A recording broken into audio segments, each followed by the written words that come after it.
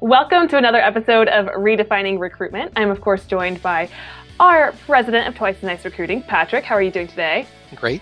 And, of course, the lovely Carolee Coleman, our VP of Search here at Twice as Nice Recruiting. Carolee, I'm always curious, how are you? Doing wonderful, thank you. All right, that's so good to hear. Listen, we've all seen the job postings online that look super promising, but are they misrepresenting an opportunity?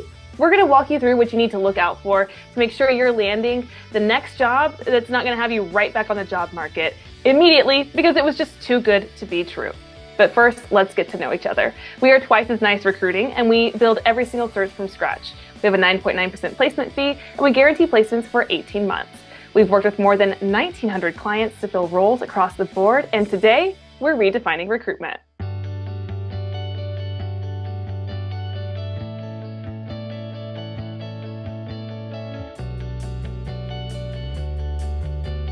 So the first thing that candidates interact with is a job listing and description. I'm curious, what are some of the red flags from the job posting that might be too good to be true? Patrick? Yeah, I think a vague job description out of the gate isn't necessarily too good to be true because sometimes people just don't know how to write the right kind of job description. But I think where it starts to become concerning is if you get to the interview phase and they can't add more specifics as you're engaging them and asking, hey, tell me what a day-to-day looks like. How am I being judged on my success? And then beyond that, you might also see a job description with a super high and exciting title, but really low expectations when it comes to the qualifications that they're looking for. And so questions I would have going into that would be, are you actually going to be set up for success or will you be set up to fail? And trying to figure out what they expect the first 30, 60, or 90 days to look like, what kind of support they'll provide, and is it realistic, the low expectations that they have and the outcome they're looking for you to be able to drive. Yeah, and that kind of jumps into the next part, which is when you're reading a job description, you're thinking, is this one job or two?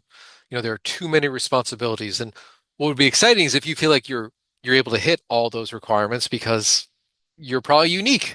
What might be challenging is, are they putting too much on a single plate? And so you might want to ask, what are the priorities here? I can see there's a wide range of responsibilities, but what am I really coming in here to address? And if the answer to that is everything, you have to start wondering, am I set up for success, or is this going to be too much crushing pressure and responsibility? And they are trying to basically low cost their way out of a lot of needs by trying to cram more than one job into one. Or we've all seen those job descriptions that say competitive compensation, but they're not showing what the compensation actually is. So if it's so competitive, then why aren't they listing what the actual base salary range is? So that's definitely something to question because it might mean that they're trying to get someone super cheap, or maybe they're not really sure what they need to pay, but it might not be super competitive.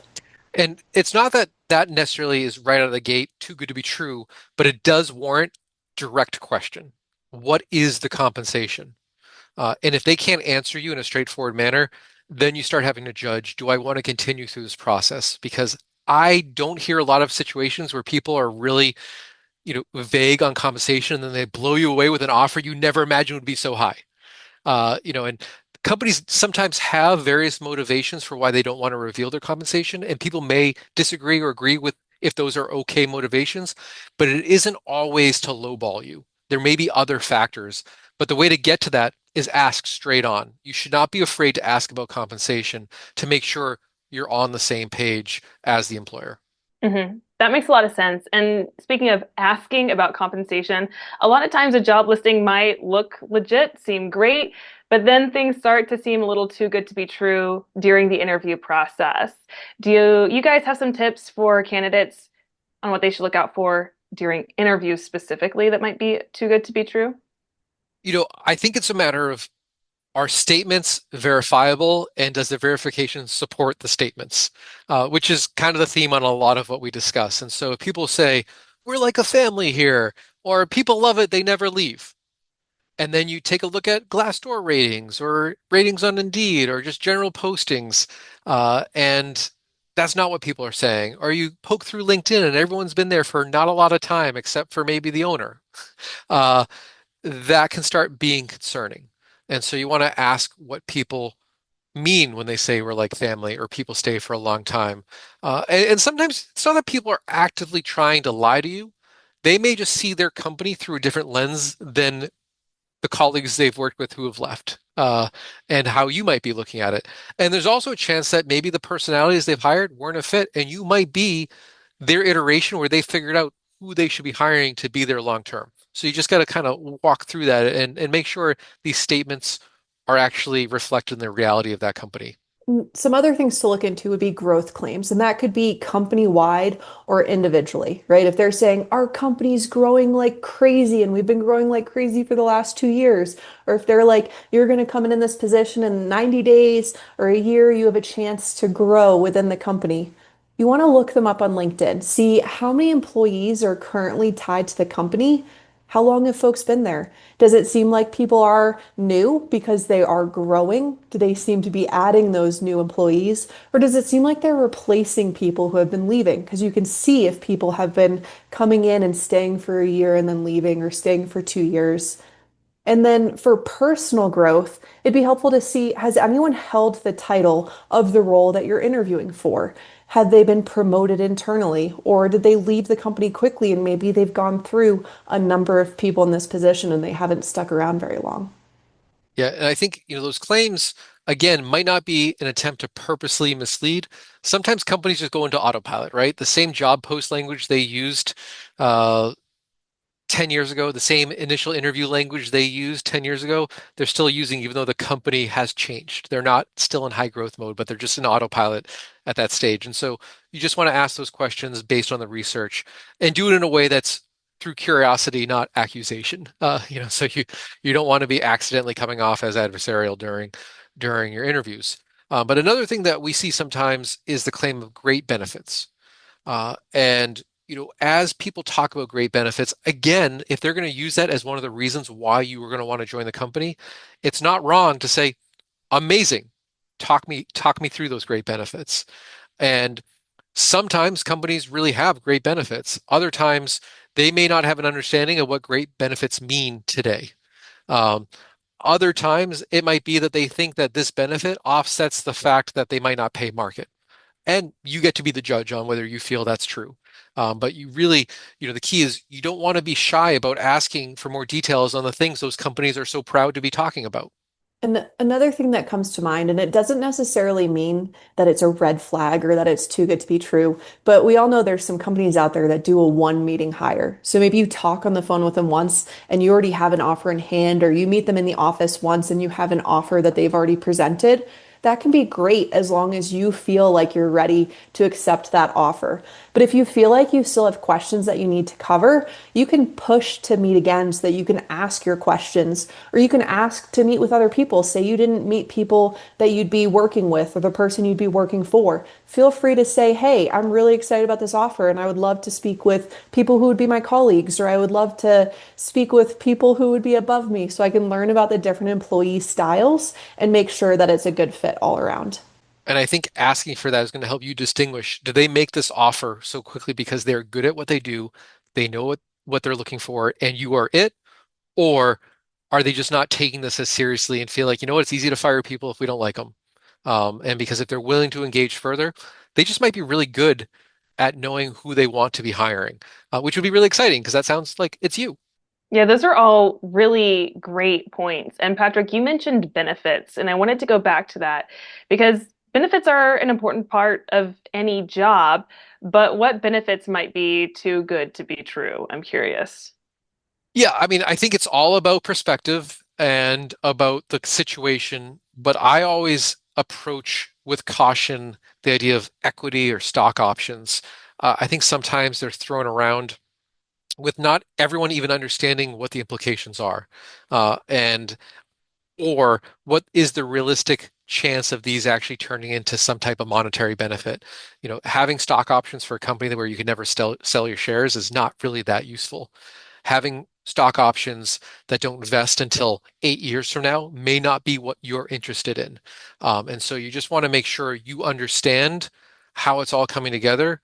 And you have to decide how much of a factor should it be in your decision and how much of just pure salary should that replace? But I think it's important to just get an idea of how established is this company? Has anyone been able to sell their shares? When is the expected exit? And what would that value potentially be when it vests, and how long would that be? And another thing to get curious about and just ask some questions on would be super attractive compensation claims. So we all know those job descriptions that say, hey, you're going to double your base with your commission or your bonus, or you're going to triple your base, or they say the sky's the limit. You could make $800,000 if you just drive so many sales forward. And so that's when it's good to be curious and just ask questions that you show that you're driven and you want to achieve these goals, but you want to understand how it's done. So you can ask about how the bonus or commission structure is. You can ask, is it monthly, quarterly, annually? Is there a cap? If you join halfway through the year, say you get hired in May and it's an annual bonus, are you eligible for it?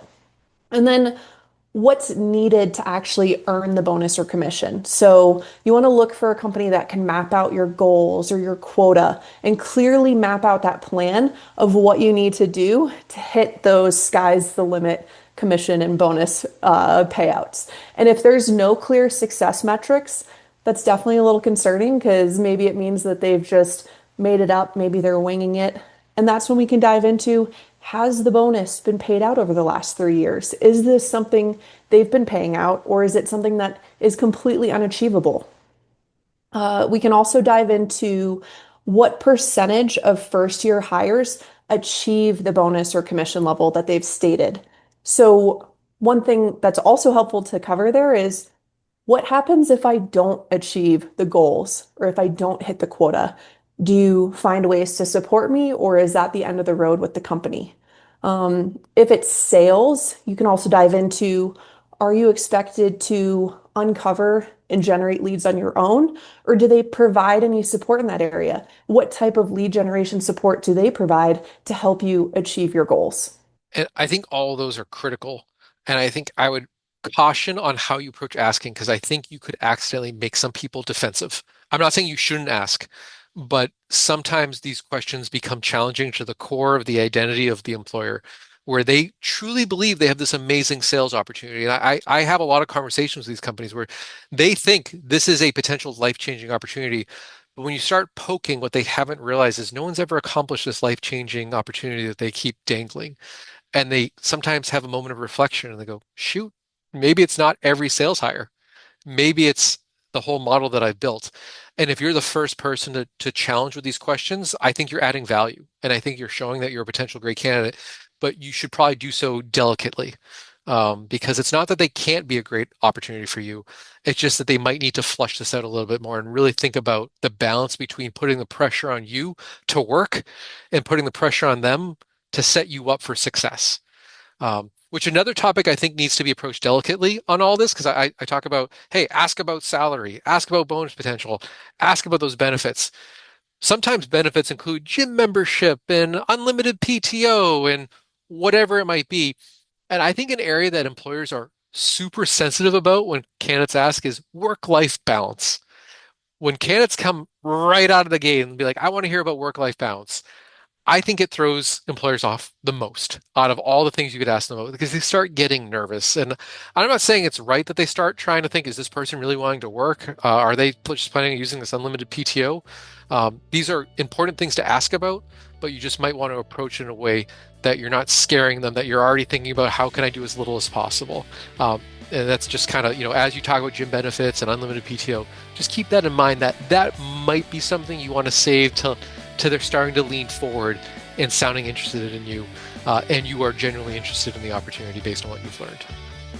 Yep, we always talk about how finding a job is almost like dating. You got to go at the right speed. You can't go too fast and ask those questions too quickly, but it's important to have these questions answered. And I think you both provided a lot of great insight on some of these warnings and red flags that, jobs just might sometimes be too good to be true. So I really appreciate y'all going over all of these with us today. And remember, when you're on the job hunt next, make sure you're not applying for a job that might be too good to be true.